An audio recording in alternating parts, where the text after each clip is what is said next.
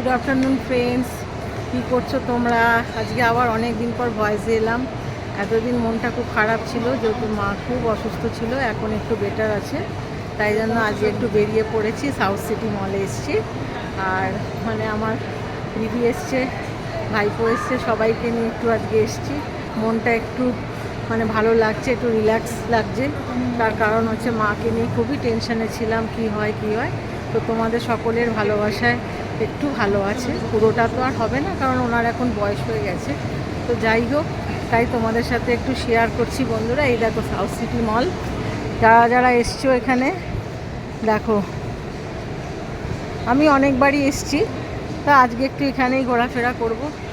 ঠিক আছে, একটু মনটাও ভালো লাগবে, তাই কারণে এসছি। ঠিক আছে, সাবধানে থেকো, সবাই খুব ভালো থেকো। আবারও আসবো ভয়েসে। ঠিক আছে, টাটা, বাই, টাটা। এই দেখো সবাই এসছে, টাটা।